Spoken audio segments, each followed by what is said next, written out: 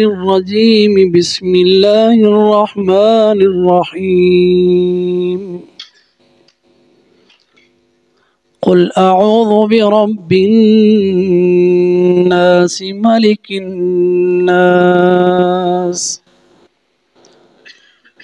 إله الناس من شر الوسواس الخناس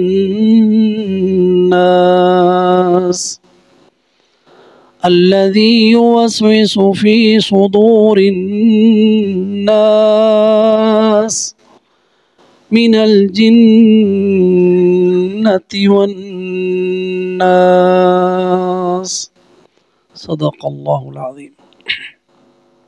قل کہہ دیجئے، اعوذ میں پناہ پکڑتا ہوں، برب الناس لوگوں کے رب کی، ملک الناس لوگوں کے بادشاہ کی، الہ الناس لوگوں کے معبود کی، من شر الوسواس الخناس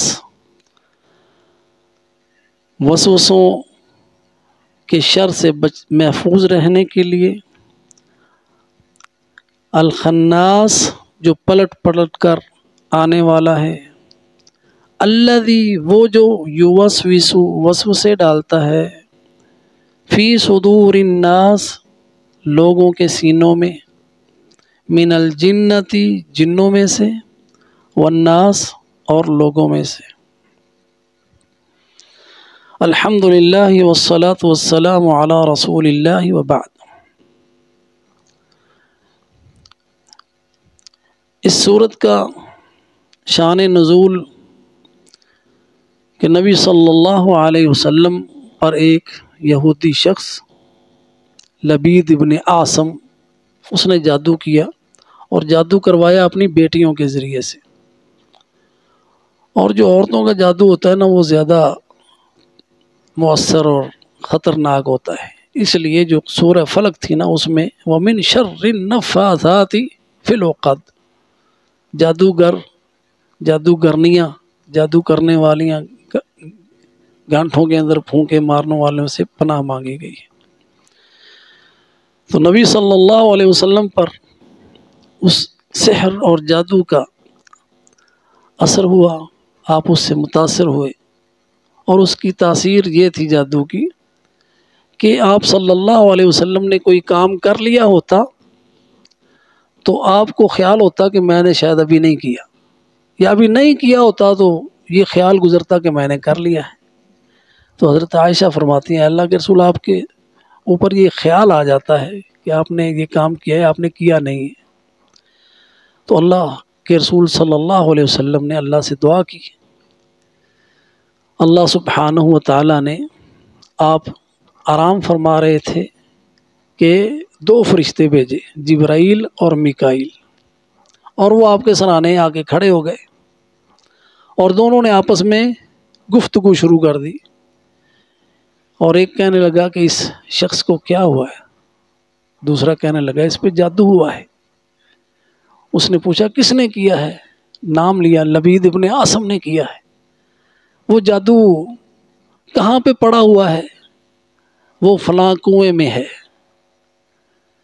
نبی صلی اللہ علیہ وسلم جب بیدار ہوئے تو نبی کا جو خواب ہوتا ہے وہ اللہ کی طرف سے وحی ہوتا ہے، اور آپ صلی اللہ علیہ وسلم نے حضرت علی کو بلایا اور ان کو وہ جو بیر تھا، جو کنواں تھا، اس کی طرف بھیجا اور ان کو بتایا کہ وہاں پہ جادو پڑا ہوا ہے جو مجھ پر لبید نے کیا ہے، وہ آپ لے کے آئیں۔ چنانچہ حضرت علی گئے، کنویں میں اترے، اور وہ جادو جو تھا وہ نبی صلی اللہ علیہ وسلم کے بال لے کے، کنگھی کے بال لے کے اس میں گریں ڈال کے اس میں وہ جادو کیا گیا تھا۔ تو اللہ سبحانہ و تعالیٰ نے یہ صورتیں عطا کی، آپ صلی اللہ علیہ وسلم نے یہ صورتیں پڑھیں، قل اعوذ برب الفلق، قل اعوذ برب الناس، دونوں صورتیں، اور اس جادو کے اندر 11 گریں تھیں، اور وہ گرہ باندھ کے اوپر بھونکتے ہیں، नफ़ासात फी ल-उक़द इसीलिए कहा सूरह फलक में। तो इस में 11 ही आयतें हैं, 5 सूरह फलक की हैं और 6 सूरह अन्नास की हैं। आप सल्लल्लाहु अलैहि वसल्लम एक एक आयत पढ़ते गए और वो गिरहें खुलती गईं और वो 11 की 11 गिरहें खुल गई। तो उसमें नबी सल्लल्लाहु अलैहि वसल्लम बाद में अल्लाह उनसे आपने मुआखज़ा नहीं किया। और इससे ये आप ये भी अंदाज़ा लगाएं कि यहूद की मुसलमानों के साथ दुश्मनी किस कदर है, कि वही यहूदी हैं जिन्होंने अंबिया को कत्ल किया और उन्होंने ही नबी सल्लल्लाहु अलैहि वसल्लम को कई बार शहीद करने की कोशिश की और आपको जहर भी खिलाया और जादू भी किया, जैसा कि लबीद इब्न आसिम का जिक्र आता है। तो उनसे अदावत, वो सबसे बड़े दुश्मन हैं हमारे। तो अल्लाह सुब्हानहु व तआला ने अपने नबी से कहा कुल अऊज़ु बिरब्बिल फलक, उसकी हम तफसीर पढ़ चुके हैं। आज हम सूरत अन्नास की तफसीर पढ़ेंगे। कुल कह दीजिए ए नबी, ए मोहम्मद सल्लल्लाहु अलैहि वसल्लम, आप कहें अऊज़ु, मैं पनाह पकड़ता हूँ, मैं पनाह में आता हूँ। अऊज़ु फ़ेल मुज़ारे का सीगा है अऊज़ु। तो जो तावुज़ है, जो पनाह है, वो इंसान उस वक्त तलब करता है, मांगता है जब उसको ख़तरा महसूस होता है। और ये इंसान की फितरत में है, हर चीज़ की फितरत में है। जब कहीं से ख़तरा महसूस हुआ, पनाह गाह में चले गए। बच्चा है, जब डरता है तो माँ बाप के पास चिपट जाता है, वो पनाह में आता है ना। इसी तरह जब जंग होती है तो फौजी जो हैं बाग के मोर्चे में आ जाते हैं। वो मोर्चे पनाह गाहें हैं, बैंकर जो हैं, ताकि वो गोलों से और उनके शर से महफूज रखें। तो कुछ शर ऐसे हैं कि जिनसे ये पनाह गाहें नहीं बचा सकती, उनसे सिर्फ अल्लाह ही बचा सकता है। वो ख़तरे ऐसे हैं और ऐसी मखलूकों की तरफ से हैं जो हमें दिखाई भी नहीं देती और हमारी दुश्मन भी हैं और हमारा नुकसान भी करते हैं। इसलिए जो सूरत फलक है ना, उसमें कुल अऊज़ु बिरब्बिल फलक के बाद मिन शर्रि मा खलक, माँ जो है ये शामिल है हर चीज़ को, हर मखलूक जितनी भी है सब के शर से शामिल है। तो वो मखलूक हमें है, वो अल्लाह की मखलूक, लेकिन उसमें शर है, उसके शर से अल्लाह ही महफूज रख सकता है। इसलिए पनाह में आए तो किसकी? रब्बिल फलक के, मखलूक के रब की। पनाह में आए तो किसकी? जो उस मखलूक का रब है। बिरब्बिन नास, लोगों के रब की। यहाँ पे सूरत उन्नास में कुल अऊज़ु बिरब्बिन नास, कह दीजिए मैं पनाह पकड़ता हूँ लोगों के रब की। क्योंकि लोग जो है ना, इनसे इंसान को ज़्यादा ख़तरा, उनके साथ मिलता जुलता है। उनमें हासिदीन है। इदा हसद पे सूरत ख़त्म हुई थी, हसद करने वाले ज़्यादा लोग ही हैं। तो इसलिए ये सूरत कुल अऊज़ु बिरब्बिन नास से शुरू हो रही है कि लोगों के रब की पनाह, कि वो खालिक है लोगों का, उसी का हुक्म चलता है और वही बचा सकता है। ये ऐसी गैबी ताकत उसी के पास है जो मुझे ऐसे नुकसानात से बचा सकती है जिसका मैं अहाता नहीं कर सकता, जिसको मैं देख नहीं सकता, और वो मेरे दुश्मन घात में लगा बैठे हैं और मुझको नुकसान पहुंचाने वाले हैं। तो मैं पनाह में आता हूँ लोगों के रब की। और सूरत फलक में जो था ना, वो ज़ाहिरी चीज़ें थी। मा खलक, मखलूक ज़ाहिर थी, और सिर्फ बिरब्बिल फलक की पनाह मांगी गई, मखलूक के रब की। फलक की तशरीह हम कर चुके हैं पिछली मजलिस में। और गासिक है, गासिक रात के अंधेरे हैं जब छा जाएं, और नफ़ासात वो फूंकने वाली औरतें हैं या नफूस शरीरा हैं, वो जादूगर हैं या जादूगरनियाँ हैं, और हासिद है। ये सारे के सारे इंसान इनको देख सकता है ना। लेकिन सूरत अन्नास के अंदर ऐसे دشمن ہیں جن کو انسان دیکھ نہیں سکتا، تو ان سے پناہ مانگنے کے لیے دیکھیں وہاں پہ رب الفلق تھا صرف، یہاں پہ برب الناس بھی ہے، مالک الناس بھی ہے، الہ الناس بھی ہے۔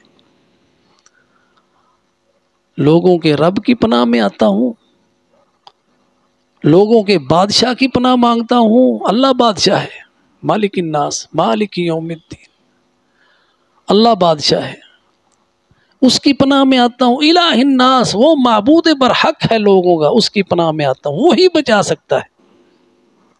تین پناہیں مانگی اس صورت میں، اس لیے کہ جو یہ شر ہے نا اندر کا، یہ اندر کا جو دشمن ہے نا، یہ ان دشمنوں سے بڑا ہے۔ من شر الوسواس الخناس، وسوسے ڈالنے والوں کے شر سے۔ یہ دشمن سب سے بڑا دشمن جو ہے نا انسان کا، وہ انسان کا اپنا نفس ہے۔ جتنا وہ نقصان پہنچاتا ہے نا، کوئی باہر کا دشمن نہیں پہنچاتا۔ ان النفس لامارۃ بالسوء، نفس انسانی انسان کا برائیوں پر ابھارتا ہے، برائیوں کا حکم دیتا ہے۔ اور وہ نفس کیا ہے؟ نفسانی خواہشات، شہوات ہیں جو انسان کی بربادی اور تباہی کا باعث بنتی ہیں اور انسان کو جہنم میں لے جاتی ہیں۔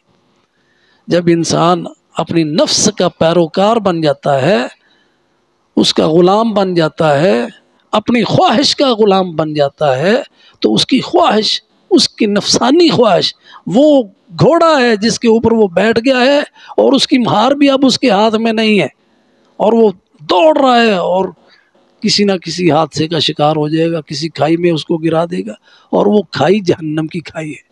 خواہشات کا گھوڑا انسان کو جب اس دنیا میں اس پہ بیٹھ کے اس دنیا کا حیاتی دنیا کی زندگی کا سفر، جب انسان خواہشات نفس کے اوپر بیٹھ کے طے کرتا ہے، یہ سفر اس پر بیٹھ جاتا ہے اور اس کا کنٹرول اس کے پاس نہیں رہتا ہے، تو وہ اسے جہنم میں لے جاتا ہے۔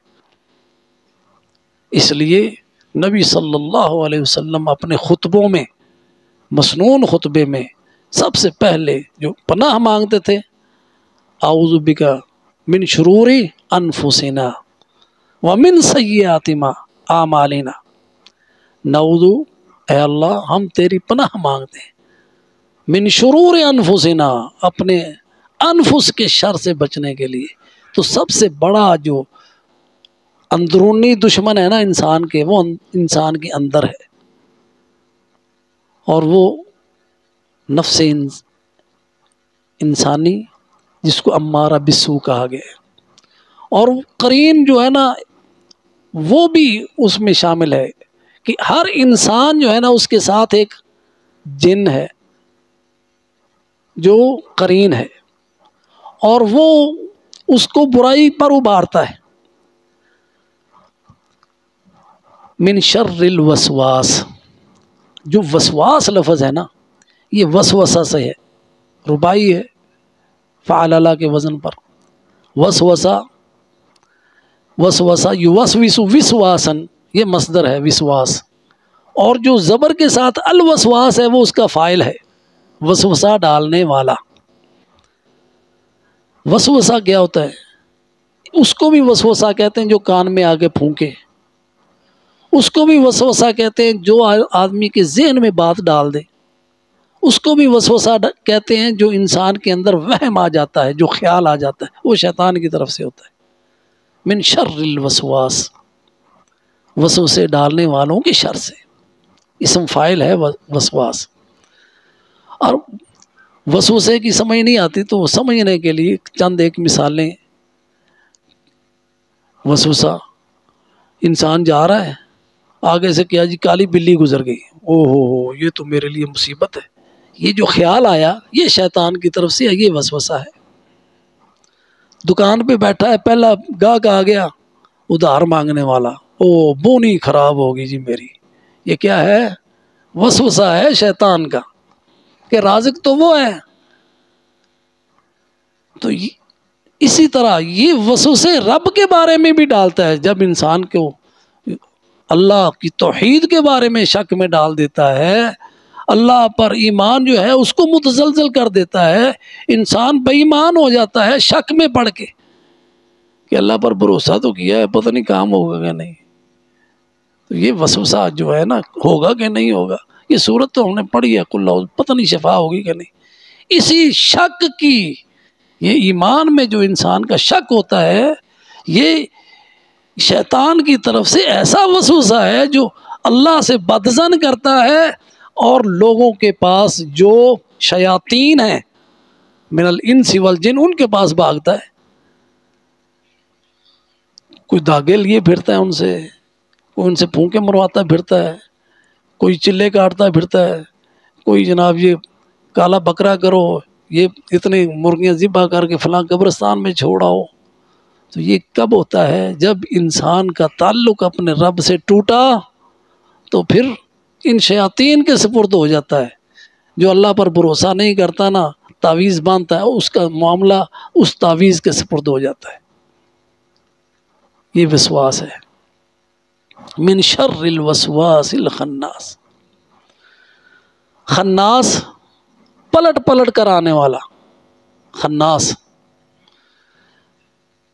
حدیث میں آتا ہے کہ جب اذان ہوتی ہے نا تو شیطان بھاگتا ہے، اس کی آواز بھی خارج ہوتی ہے، اور جب اذان ختم ہوتی ہے پھر آ جاتا ہے، پھر جب اقامت ہوتی ہے پھر بھاگتا ہے، اور پھر انسان کے ذہن میں وسوسے ڈال، ہاں فلاں بات یاد کرو، فلاں بات، فلاں سے اتنے پیسے لینے، حساب کتاب سارے یاد آنے شروع ہو جاتے ہیں۔ کتنے کام جو پہلے یاد نہیں تھے وہ شیطان یاد کرانا شروع کر دیتا ہے۔ یہ وسوسہ ہے، حتیٰ کہ انسان کو یہ پتہ نہیں ہوتا کہ میں نے رکعتیں کتنی پڑھی، بھول جاتا ہے سجدے 2 کیے تھے 1 کیا تھا، رکعتیں میں نے 4 پوری پڑھ لی ہیں کہ ابھی نہیں پڑھی۔ یہ وسوسہ ہے، تو اس کے شر سے اللہ ہی محفوظ رکھ سکتا ہے۔ اس لیے من شر الوسواس الخناس، پلٹ پلٹ کر آتا ہے۔ تو جب انسان اللہ کا ذکر کرتا ہے پھر بھاگ جاتا ہے، کیونکہ جب انسان اللہ کا ذکر کرتا ہے تو قلعے میں آ جاتا ہے، اس کا وار نہیں چلتا۔ اس کی مثال دیکھیں، حضرت یوسف علیہ السلام نے جب شیطان کا وار ہوا نا عورت کی صورت میں، تو شیطان جو ہے نا عورت کی صورت میں بھی آتا ہے نا، ہر انسان کے اندر شیطان داخل بھی ہو جاتا ہے، اور ایسے دوڑتا ہے جیسے انسان کی رگوں میں خون دوڑتا ہے۔ تو جب انسان غصے میں ہوتا ہے تو اس کے اندر شیطان ہوتا ہے۔ نبی صلی اللہ علیہ وسلم نے ایک شخص کو دیکھا، آنکھیں سرخ ہو رہی ہیں اور غصے سے لال پیلا ہو رہا ہے، آپ نے فرمایا کہ میں ایک ایسا کلمہ جانتا ہوں، اگر یہ کہہ دے تو جو اس کو چمڑا ہوا ہے نا سارا یہ دور ہو جائے، اس کی حالت یہ جو تبدیل ہوئی ہے اس کی حالت ٹھیک ہو جائے۔ اور وہ کلمہ کیا ہے؟ اعوذ باللہ، اعوذ باللہ من الشیطان الرجیم۔ تو حضرت یوسف علیہ السلام کی بات ہوئی تھی، انہوں نے کیا کہا؟ معاذ اللہ، اللہ کی پناہ میں آتا ہوں، اللہ کی پناہ۔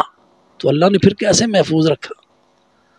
تو جب ہی شیطان کا حملہ ہو، اللہ کا ذکر کریں، اللہ کی پناہ میں آ جائیں، وہ کچھ بھی نہیں کر سکتا، اللہ اپنی حفاظت میں لے لیتا ہے اپنے بندوں کو۔ اس لیے ان صورتوں کو جو انسان پڑھ لیتا ہے، اس سے بہتر کوئی تعویذ نہیں، اس سے بہتر کوئی پناہ گاہ نہیں، یہ سب سے محفوظ پناہ گاہ ہے۔ اور اس میں تاثیر ہوگی یقین کے ساتھ۔ تاثیر کب آئے گی؟ ایمان جب اللہ پہ ہوگا، توکل جب اللہ پہ ہوگا، جب بھروسہ اللہ پہ ہوگا۔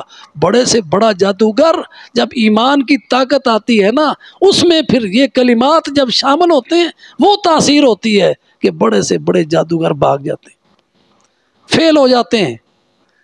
حضرت موسیٰ علیہ السلام کے مقابلے میں جادوگر آئے تھے نا، فرعون لے کے آیا تھا۔ فرعون نے کہا وَقَالَ ائْتُونِي بِكُلِّ سَاحِرٍ عَلِيمٍ، سورہ یونس کی آیتیں ہیں۔ فَلَمَّا جَاءَ السَّحَرَةُ قَالَ لَهُم مُوسَىٰ أَلْقُوا مَا أَنتُم مُلْقُونَ فَلَمَّا أَلْقَوْا قَالَ مُوسَىٰ مَا جِئْتُم بِالسِّحْرِ إِنَّ اللَّهَ سَيُبْطِلُهُ۔ یہ یقین ہے، جب آ گئے جادوگر، انہوں نے جادو اپنا کیا، تو حضرت موسیٰ نے کیا کہا؟ اس میں یقین ہے، ان اللہ، بے شک میرا اللہ، شک نہ کرنا، ان اللہ، بے شک اللہ، سیبطلہ، اس کو ناکام کرے گا، ان اللہ سیبطلہ۔ انہ لا یصلح عمل المفسدین ویحق الحق بکلماتہ ولو کرہ المجرمون، اللہ اپنے حق کو ثابت کرے گا، مجرم چاہے اس کو پسند کریں نہ پسند کریں، اللہ کا حق ہے، اللہ کا کلمہ ہے، یہی غالب آئے گا۔ یہ یقین اور یہ ایمان، ان کے ساتھ انسان یہ صورتیں پڑھ لے، ہر طرح کا جادو فیل ہو جاتا ہے۔ اور اس کی کتنی ضرورت ہے انسان کو، کتنی ضرورت ہے انسان کو۔ نبی صلی اللہ علیہ وسلم، اللہ نے آپ سے وعدہ کیا نا، اللہ یعصمک من الناس، یعصمک من الناس، سیکفیکہم اللہ، اللہ آپ کے لیے کافی ہے۔ اللہ سبحانہ و تعالیٰ آپ کو ان کفار کے شر سے بچانے کے لیے، ان دشمنوں کے حسد سے بچانے کے لیے، ان سب سے آپ کو محفوظ رکھنے کے لیے اللہ کافی ہے۔ تو آپ کیا کہیں؟ قل اعوذ برب الفلق، قل اعوذ برب الناس، آپ یہ کہیں، یہ کفایت ہوگی، یہ آپ کی حفاظت ہوگی۔ آپ اللہ کی پناہ میں آئے، اللہ آپ کو پناہ دے گا۔ تو بات ہو رہی تھی یقین کے ساتھ کہ جتنا یقین ہوگا اتنی تاثیر ہوگی، اور کتنا ضروری ہے یہ آیتیں۔ نبی صلی اللہ علیہ وسلم جب آرام کرنے کے لیے اپنے بستر پہ جاتے تو یہی صورتیں، اس میں سورۃ اخلاص، سورۃ الفلق، سورۃ الناس پڑھ کے اپنے ہاتھ پہ پھونک مارتے، اور پھر اپنے پورے جسم پہ وہ اس کا مسح کرتے۔ تو اس طرح انسان اللہ کی حفاظت میں آ جاتا ہے۔ تو من شر الوسواس الخناس الذی یوسوس فی صدور الناس، وہ شیطان یا وہ جنوں میں سے ہے یا انسانوں میں سے آگے آ رہا ہے، وہ شیاطین جن بھی ہیں وہ انسان بھی ہیں، یہ وسوسے ڈالنے والے لوگ بھی ہیں اور جن بھی ہیں، دونوں کی طرف سے وسوسہ آتا ہے۔ جو بھی وسوسہ ڈالے، الذی یوسوس، جو وسوسے ڈالتا ہے، فی صدور الناس، لوگوں کے سینوں میں۔ اب دل نہیں کہا، سینے کہا، اس لیے کہ وہ جو وسوسہ ہوتا ہے نا، وہ سینے میں ادھر ادھر ہر جگہ پہ وہ ڈالتا ہے، کئی خیالات جو ہے نا وہ سینے میں ڈالتا ہے، جس سے دل تنگ ہو جاتا ہے، دل تنگ ہو جاتا ہے۔ اور اس کا علاج کیا ہے؟ اللہ کا ذکر، کہ اللہ سبحانہ و تعالیٰ نے فرمایا، ہمیں پتہ ہے، انک یضیق صدرک بما یقولون، جو یہ باتیں کرتے ہیں نا کفار مکہ، وسوسے ہیں یہ، پھونکے مارتے ہیں ایک دوسرے کے کانوں میں، اس سے آپ کا دل تنگ پڑتا ہے، آپ کا سینہ تنگ پڑتا ہے۔ آپ کیا کریں؟ آپ تسبیح بیان کریں، فیسبح بحمد ربک، آپ اپنے رب کی تسبیح بیان کریں۔ تو ان وسوسوں کا علاج سبحان اللہ کہنا، الحمدللہ کہنا، اللہ کا ذکر کرنا، اللہ کو یاد کرنا، یہ سارے وسوسے دور ہو جاتے ہیں۔ الذی یوسوس فی صدور الناس من الجنۃ والناس، اور یہ وسوسے ڈالنے والے جن بھی ہیں اور انسان بھی ہیں۔ تو وہ وسوسہ اس وقت ڈالتے ہیں جب انسان غافل ہوتا ہے، وسوسہ اس وقت آتا ہے جب غفلت ہوتی ہے۔ نماز میں بھی جب انسان دھیان سے نہیں پڑھ رہا ہوتا ہے نا، تو پھر وہ وسوسہ اس کا آتا ہے۔